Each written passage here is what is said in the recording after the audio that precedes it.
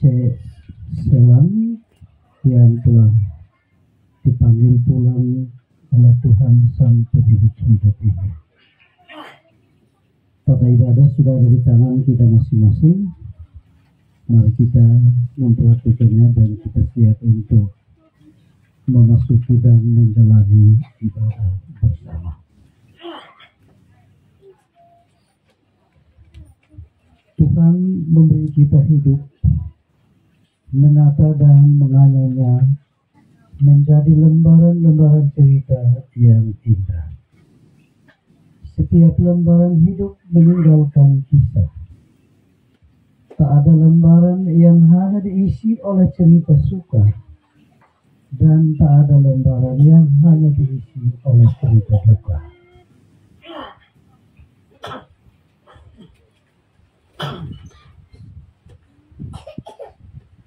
Suka duka terukir dan tercatat rapi, membentuk tawa di wajah dan menggoreskan tangis yang dalam. Bagaimanapun, kematian selalu menyisakan luka dan menumpahkan air mata bagi mereka yang ditinggalkan. Maut sangat kejam, memisahkan kita dengan orang-orang yang kita kasihi. Tetapi di dalam Tuhan kita beroleh kekuatan dan penghiburan. Mari dalam ibadah saat ini kita meletakkan pengharapan kita kepada Tuhan, sambil terus percaya bahwa Ia akan menolong kita. Jemaat Tuhan dipersilahkan berdiri. Sebabnya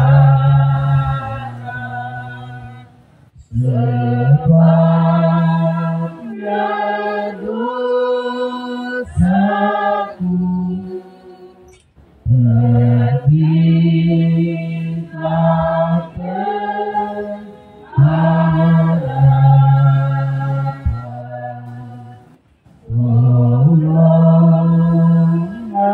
tolongan Yesus pedoman hidupku, beri aku menang selalu, aku semuanya ya Tuhan tolonglah.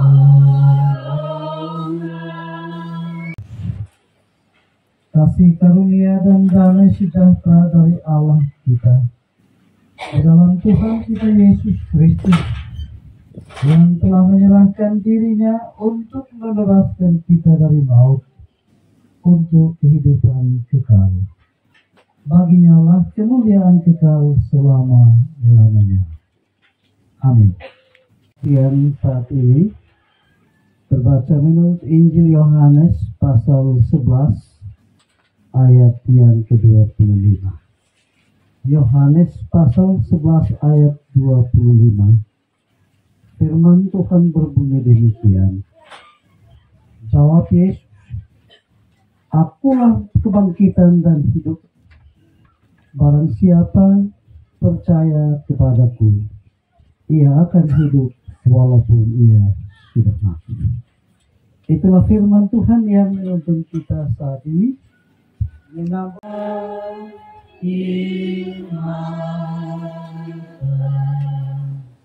jalanku gelapkan nyeri, Tuhan pimpin laluku damaikan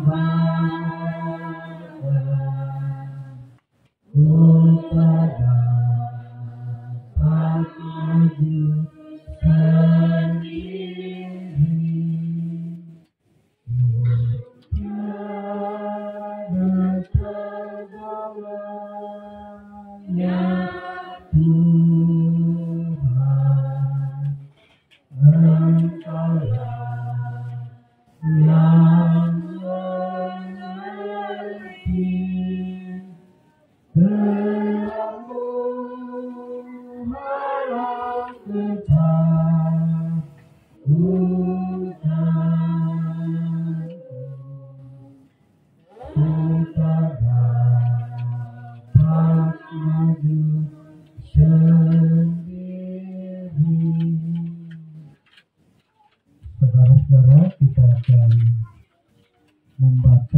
berita penghiburan secara bersahutan menurut Mazmur pasal 23.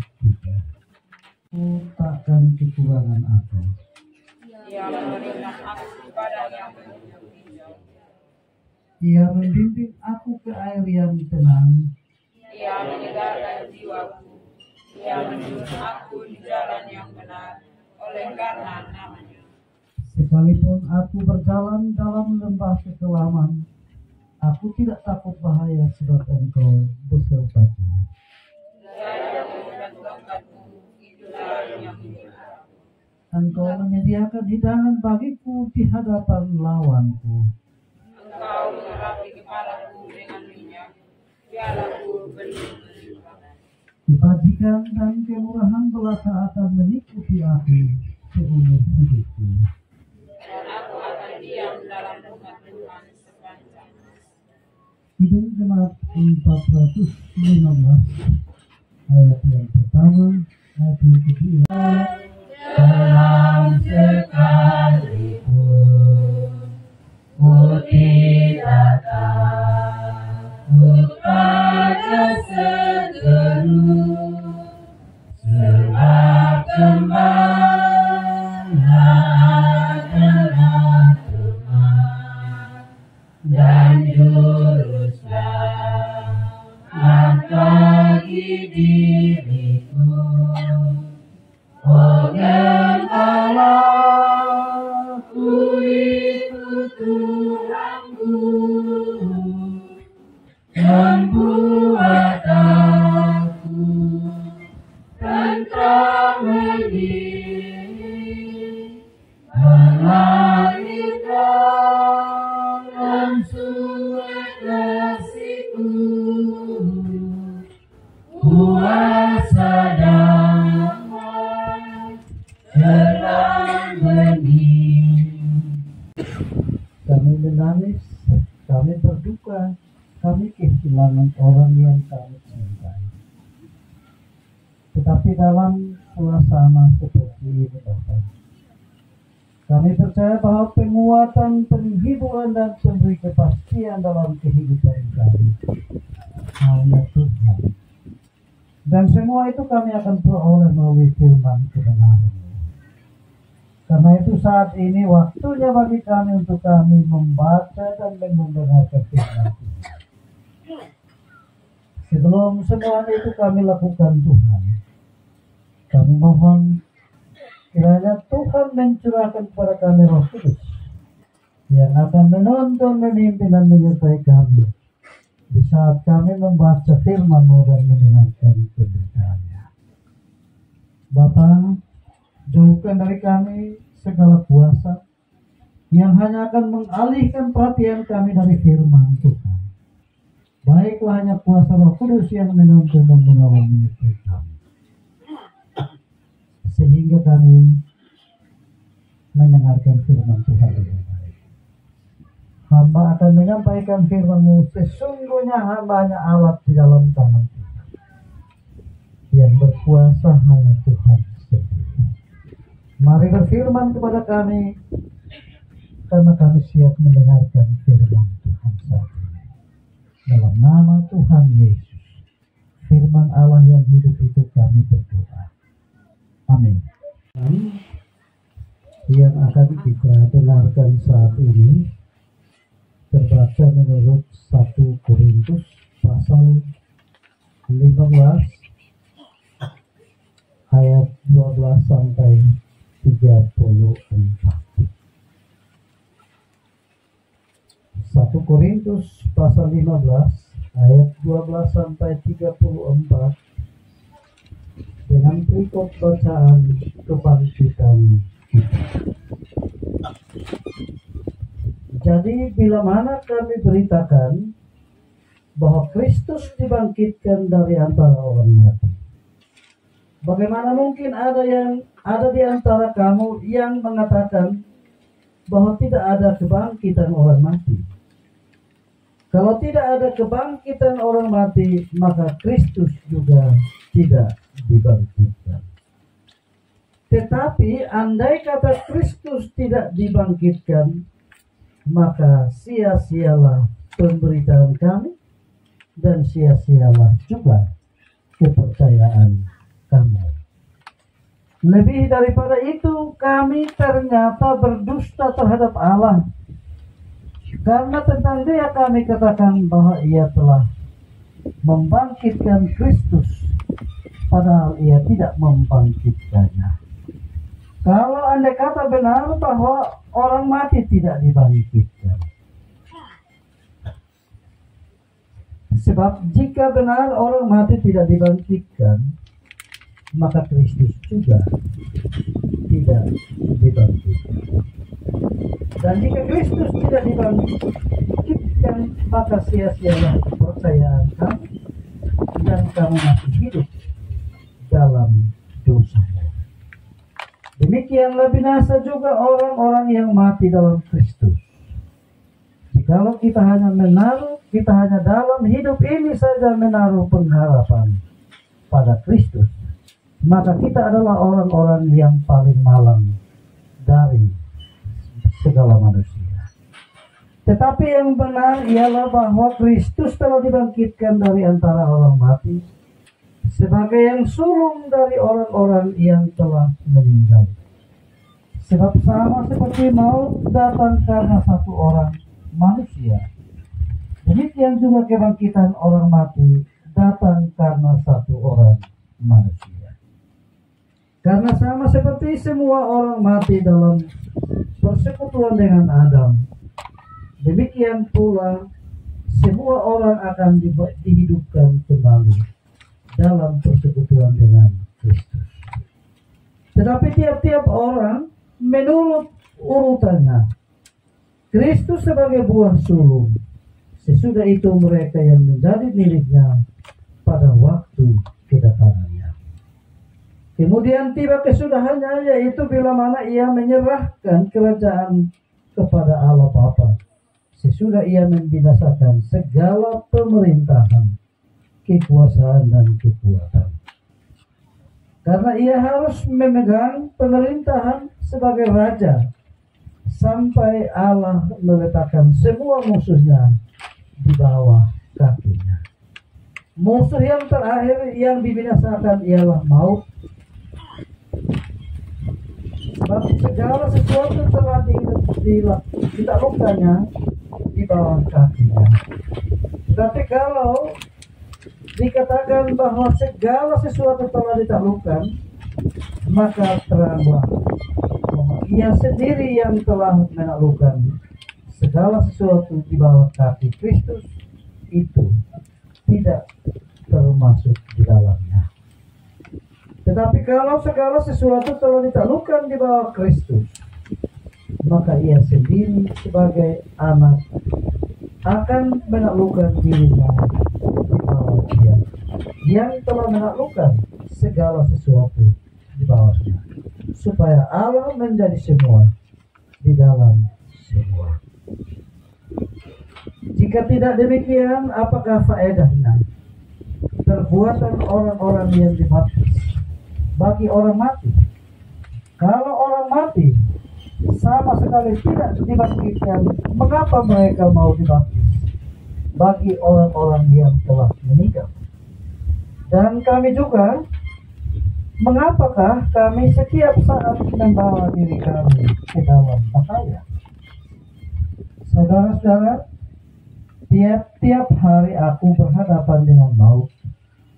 Demi kebanggaanku akan kamu dalam Kristus Yesus, Tuhan kita, aku katakan bahwa hal ini benar. Kalau hanya berdasarkan pertimbangan-pertimbangan manusia saja, aku telah berjuang melawan binatang buas di Efesus. Apakah gunanya hal itu bagiku?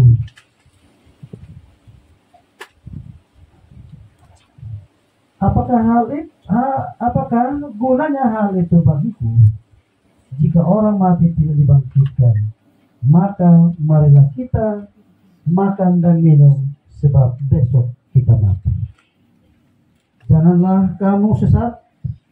Pergaulan yang buruk merusakkan kebiasaan yang baik. Sadarlah kembali sebaik-baiknya dan jangan berbuat dosa lagi. Ada di antara kamu yang tidak mengenal Allah. Hal ini dikatakan supaya kamu merasa malu. Saudara-saudara, demikian firman Tuhan yang dibacakan untuk kita semua pada kesempatan ini. Berbahagialah kita yang mendengarkan firman Tuhan ini, memelihara dalam hidup dan melakukannya. Haleluya. Bapak Mama semua, keluarga yang berduka, yang merasakan kehilangan yang cukup amat dalam,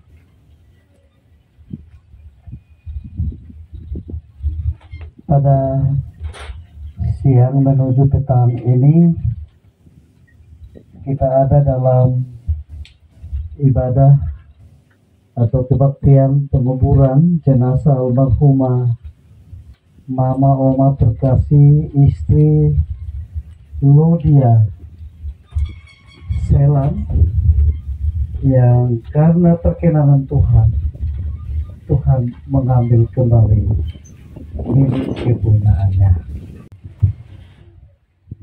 Saudara-saudara yang dikasihi Tuhan,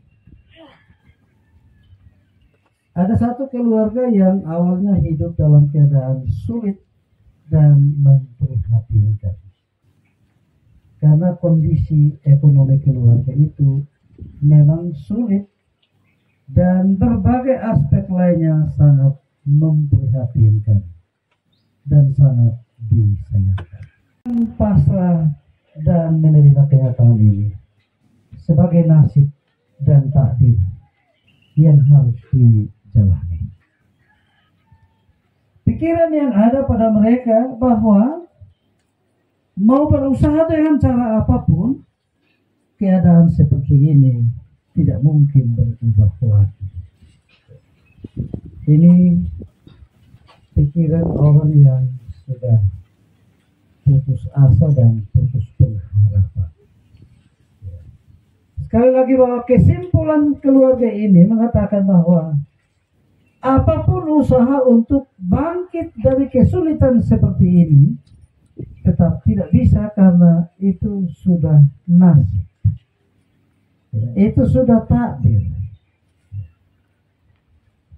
Saudara-saudara, satu saat sang kepala keluarga atau sang keluarga ini didatangi seorang pengusaha sukses untuk mencari dan membeli sapi membeli sapi.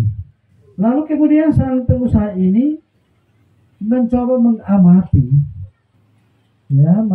keluarga ini. Lalu kemudian saudara,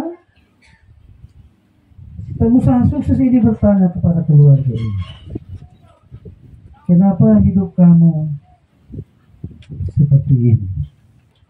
Lalu jawab keluarga ini mengatakan, ini sudah nasib kami. Inilah takdir kami. Pasrah terhadap nasib. Dan dia mengatakan, ini sudah menjadi, tidak boleh mengatakan ini sudah menjadi takdir.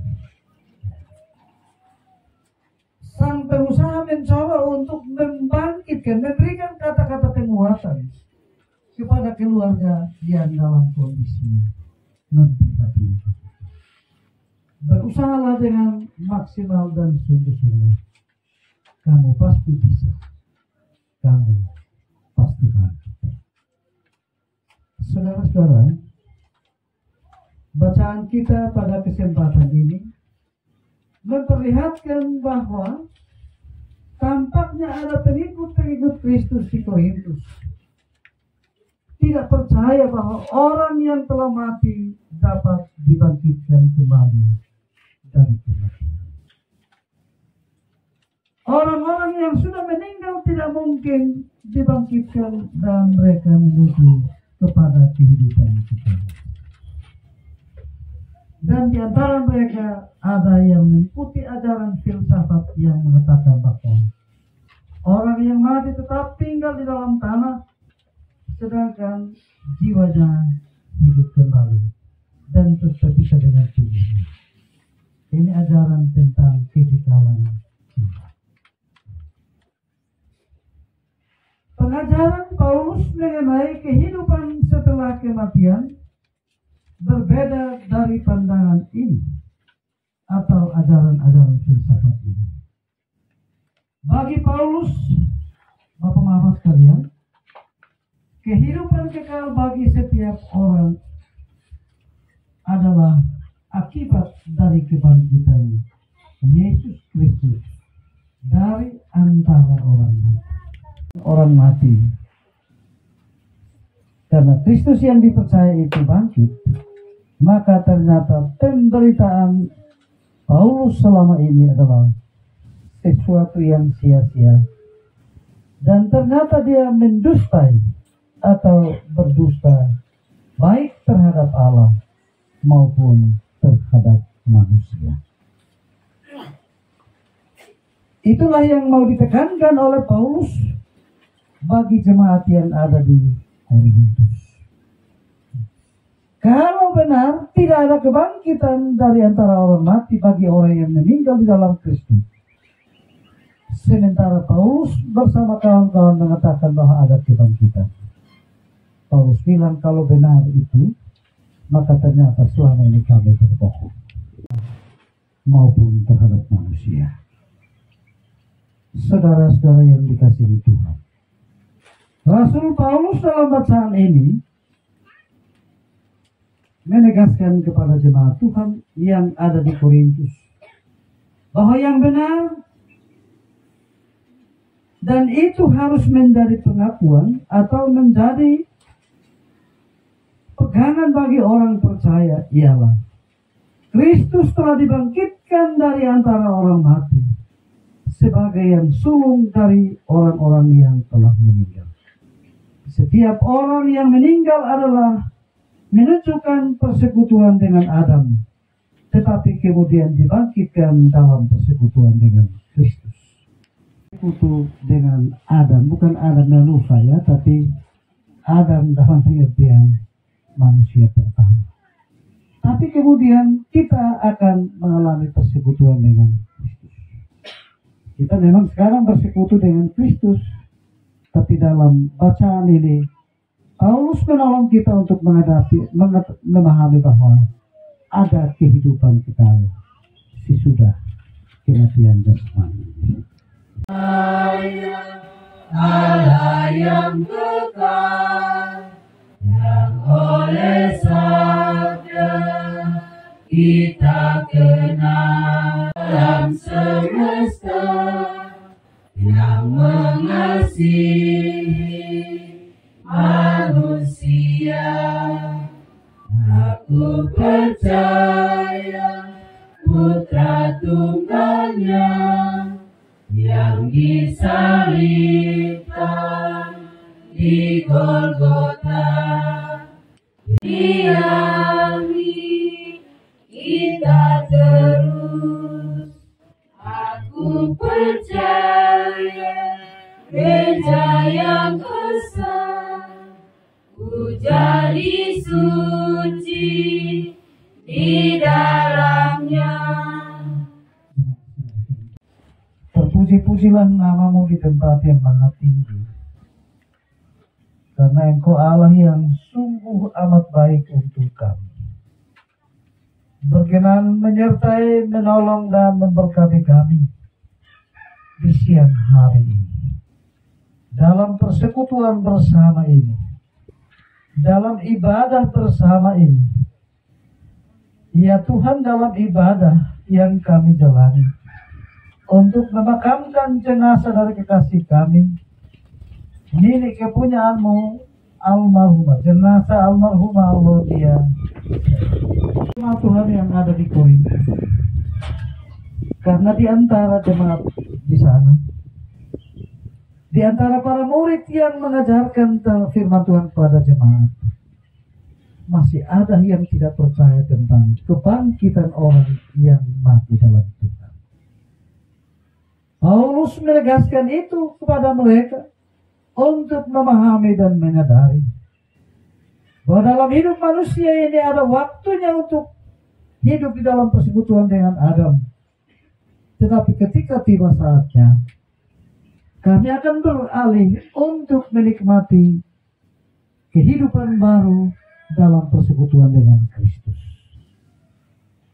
Dan di dalam persekutuan dengan Kristus ada kehidupan kekal yang menjadi jaminan bagi orang beriman. Setiap orang percaya yang mati di dalam Kristus pasti dibangkitkan dari antara orang mati untuk hidup dan mengalami persekutuan dengan Kristus. Bapa di sorga, berkati firman-Mu bagi kami, dan biarlah firman-Mu tertulis dalam loh hati kami, sehingga kemanapun kami pergi dan dimanapun kami berada, firman Tuhan selalu menjadi petunjuk hidup baru dalam kehidupan kami. Bapa Surgawi, saat ini kami mau berdoa. Sejak hari Jumat jam 7 pagi, dengan lembut suara-Mu Engkau berkata kepada Mama Lydia, mari ikutlah aku dan beristirahatlah. Karena Engkau memandang hamba-Mu sudah letih, lesu, dan beban berat, tidak berdaya lagi untuk terus menjalani kehidupan dalam persekutuan dengan Allah. Maka Engkau memanggil hamba-Mu untuk menikmati persekutuan dengan-Mu, Tuhan. Tuhan, kami menaruh hamba-Mu ke dalam tangan pengasihan-Mu. Dia yang telah Engkau panggil adalah milik Tuhan. Dia pergi untuk menikmati kehidupan bersama-Mu. Dia pergi untuk menikmati persekutuan dengan-Mu. Kami mohon kepada-Mu Bapa di sorga, berkati keluarga yang ditinggalkan, berkati suami yang ditinggalkan, berkati anak-anak yang ditinggalkan, berkati menantu-menantu yang ditinggalkan, berkati cucu-cucu yang ditinggalkan oleh Mama Lydia. Kami percaya bahwa Allah akan memberikan kekuatan penghiburan dan pemulihan. Kami percaya bahwa Allah akan memeluk keluarga ini dengan pelukan tangan-Mu yang penuh cinta. Mari dan halus pencobaan, hampir terhilang tujuan arah hidupku, bagaikan kapal selalu diombak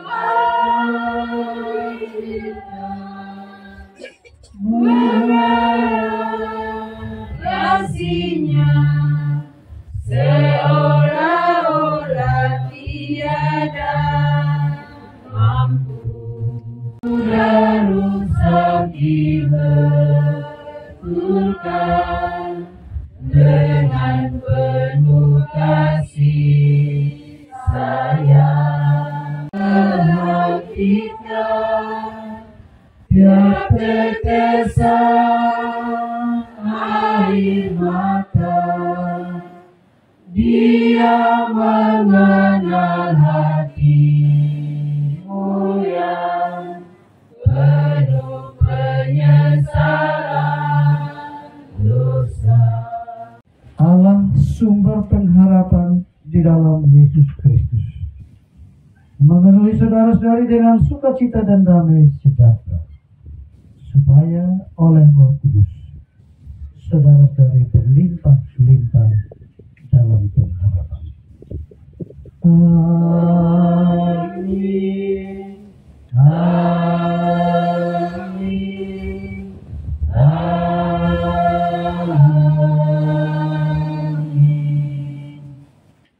Demikian kebaktian penghiburan di tempat duka, dan 1, 2, 3 salam.